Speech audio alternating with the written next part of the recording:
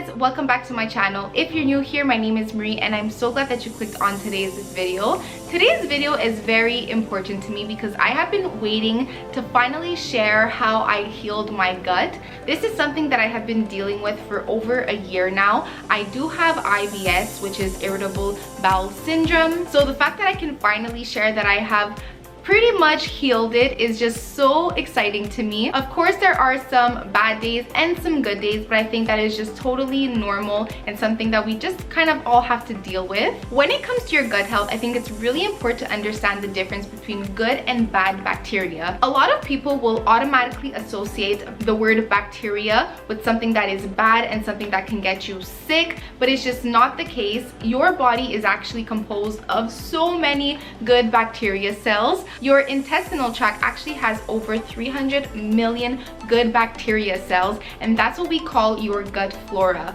Now, studies suggest that when your gut flora is out of balance, meaning that there are more bad bacteria than good, that can have a link to your overall being and your mental health. So if you do suffer from depression and anxiety, you might want to check your gut health because that might be the cause of it. So enough rambling with this intro. Please don't forget to give this video a big thumbs up if you do enjoy it, and of course subscribe to my channel to see all my future videos. I do post twice a week on Mondays and on Thursdays, and I post videos all on health and wellness. So without further ado, if you want to know how I healed my gut and the 5 tips I have to share with you, then just go ahead and keep on watching. So I did put the 5 things I have to share with you in chronological order of things I do every single day. And yes, that is the key. You need to do these things every single day and be consistent with them in order to really see results. Because if you do these just once in a while, it won't really have an effect on your body. So make sure to take some notes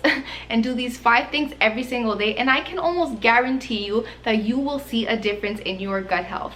Now, the first thing I need to say is that when you first wake up in the morning, you need to drink water. It is absolutely crucial to hydrate yourself after you've been fasting for so many hours because you were sleeping. Not only is it important to rehydrate yourself, it's also important because it helps flush out all the toxins that are left behind in your intestines. It also helps maintain the balance of the friendly bacteria in your gut, which are those good bacteria cells that I was talking to you guys about. So about 2 years ago, what I would do is first thing in the morning when I would wake up, I would have my coffee, and after that I found I would always have like stomach aches. So what I started doing is drinking water, a big glass of water before having my coffee, and now I no longer suffer from that stomach pain ever. This is not even something that like, oh, you know, I have better days and worse days. This is something that completely cured my stomach pain after drinking water. Now, even if you don't drink coffee in the morning, it is still important that the first thing that goes into your body is water. We want to wake it up slowly and not just right away, you know, shove all kinds of food down there. Trust me, try it out for yourself and you will just see how that will improve your gut health a ton. So the next tip, of course, if we go in order, would be breakfast. Now, I have shared with you guys in previous videos that I do intermittent fast. And not only has that helped me in my weight loss journey, but we won't talk about that in today's video, it has also really helped me with my gut health. It has been shown in so many different studies. I really suggest you guys going to look it up because they are so interesting. But giving your digestive system a break for like 15-16 hours every single day is just so healthy. Now, when it comes to intermittent fasting, there are so many different options that you can choose from. The one that I personally like is the 16 8-hour one. So basically you will eat for 8 hours and fast for 16. Now keep in mind that when you are sleeping, that does fit into the 16 hours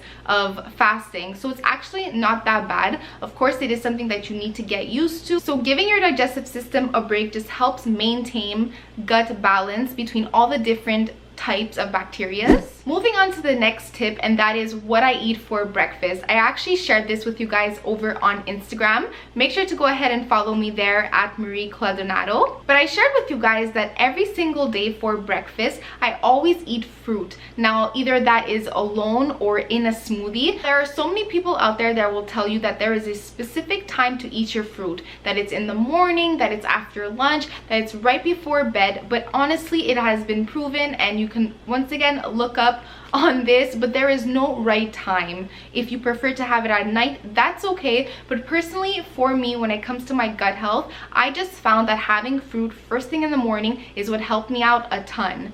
Once again, every time I would eat my breakfast, after my stomach would kind of hurt. And then I realized that when I start with something that is very light and easy to digest, like fruit, it just helps wake up my digestive system slowly. You're not just right away pushing down a bunch of carbs and protein, something that I don't do too often, but honestly that I should do more often, and I really encourage to just for you guys to do it as well, is to have lemon water in the morning. You can either have it with room temperature water, or the best way would actually to heat it up and have it like a tea. What's important here is not to have it cold. Some people will tell you that it's important to drink cold water because it'll just help boost your metabolism, because it needs to regulate that temperature, so it'll take more energy and it'll use up more calories in order to, you know, regulate the temperature of the cold water. But honestly, the amount of calories that it will use for that is so minimal, and you will have more benefits of drinking it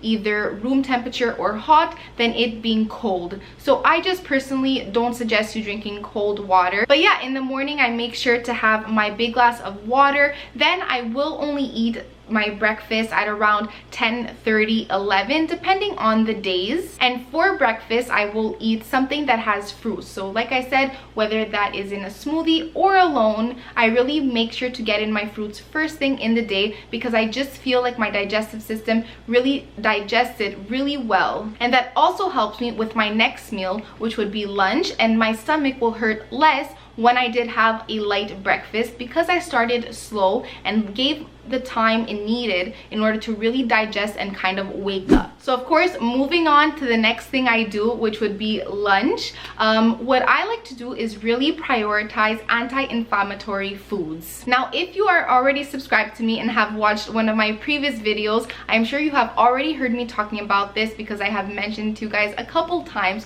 and that just shows how important it really is. But I prioritize anti-inflammatory foods, so that would include healthy fats like olive oil, also dark leafy greens like kale and spinach. Tuna and salmon is very anti-inflammatory, and then you've got some spices like ginger and turmeric that are also very anti-inflammatory. I actually made a video and showed you guys what I eat in a day, and every meal I showed you really composed itself of all of these foods, so make sure you go ahead and check that one out for some recipe ideas. So I won't go too into detail in this video about that, since that video really goes in detail about everything. You also want to avoid those foods that do cause inflammation, and the two major ones would be processed foods and sugar. For me, I notice the difference right away when I consume sugar, whether it will be just a piece of cake or a little bit of ice cream. I will automatically be bloated. Of course, you need to have everything in moderation, and I won't sit here and say I never have sugar, because honestly, I really have a sweet tooth and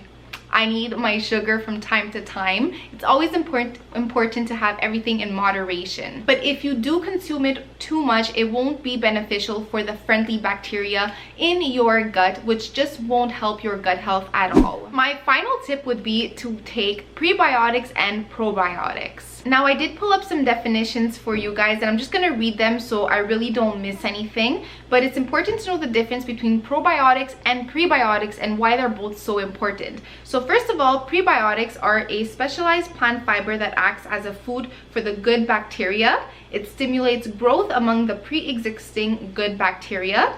And probiotics are actually living strains of bacteria that add to the population of good bacteria in your digestive system. Now, I know that may sound a little technical and complicated, but it's really important to have both those things. They will just help you out a ton. I am sure that you have already heard of probiotic supplements, and I actually do take them. I've tried two brands, and out of the two, this one was my favorite one. It's from a line, and honestly, you can even buy this at Costco. I actually just get it from Amazon because it's just super convenient and it just shows up at my door 2 days after I ordered it. This is not sponsored, by the way. I truly buy this with my own money every single month. So it even says on the packaging, this relieves and manages symptoms of IBS, such as abdominal discomfort, gas, and bloating.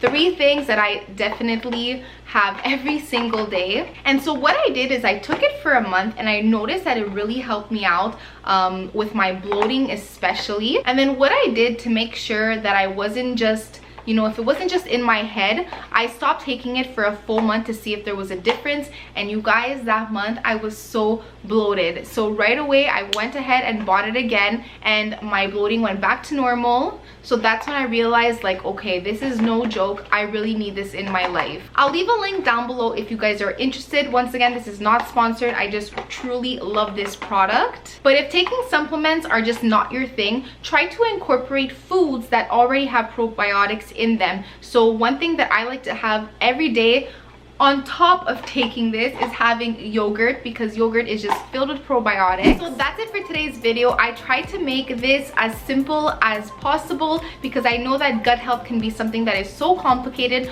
Honestly, I don't even understand it 100% myself, because there hasn't been enough research done to, you know, really answer all of our questions. These are the 5 main things that really helped me a lot when it came to my IBS, and I really noticed a difference when I skip one of these steps every single day. So I really suggest you do all 5 of them every day, and I'm sure that you will notice a difference. Like this video if you did enjoy it and if it helped you out a little, and of course subscribe to my channel to see all my future videos. That's it for today. Thank you so much for watching, and I'll just catch you guys in the next one. Bye.